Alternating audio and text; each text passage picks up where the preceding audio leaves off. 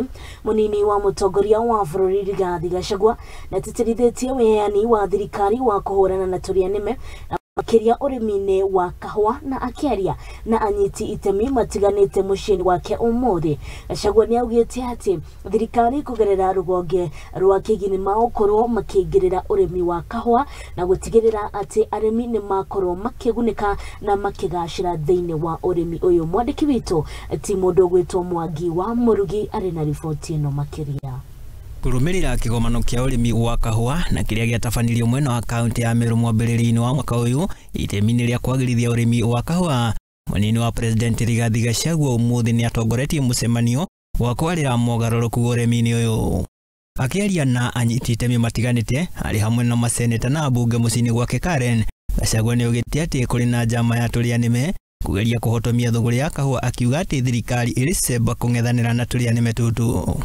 The president has already instructed that the National Treasury is on standby. In case these cartels refuse to buy coffee to create an artificial crisis to stop us from the reforms, the National Treasury will set aside money to buy coffee from the farmers as we push these reforms.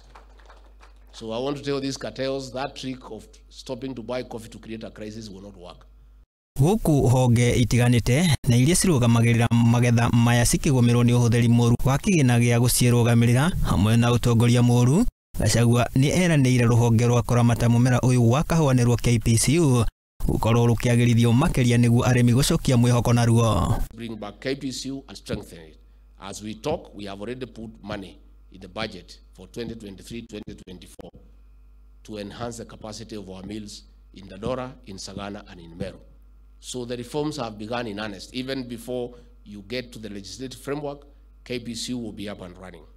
Again, please look at the issue of multiple licensing. Through these reforms, through the regulations, through the amendments to the Cooperative Act and the Coffee Bill, please look for a mechanism on how to restore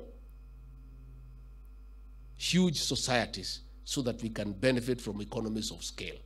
And this can be done through legislation. Of course, the officials will fight. Again, we must be prepared.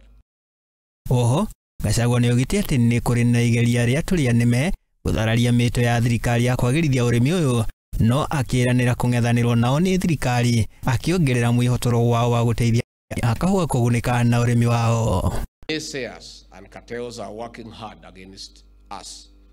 Since the coffee conference in Meru County, the market has been disrupted to majorly sway the farmers' trust in these reforms. I want to reassure the farmer that we will not be intimidated to cow in. We have put in place measures to cushion farmers in case the market is negatively affected as we undertake this radical surgery.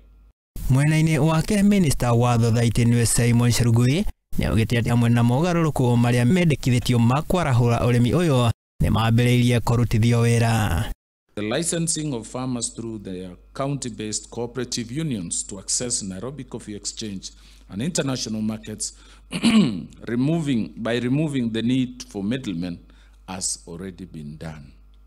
The 11 cooperative unions, namely Meru, Tharaka Nithi, Embu, Machakos, Murang'a, Kiambu, Kipkelion, Baringo, Mount Elgon, Bungoma, and Kusi have already been licensed and they are actively participating in Nairobi Coffee Exchange. Handũ-inĩ ha Mũthingi TV rĩakwa nĩ Mwangi wa Murugi.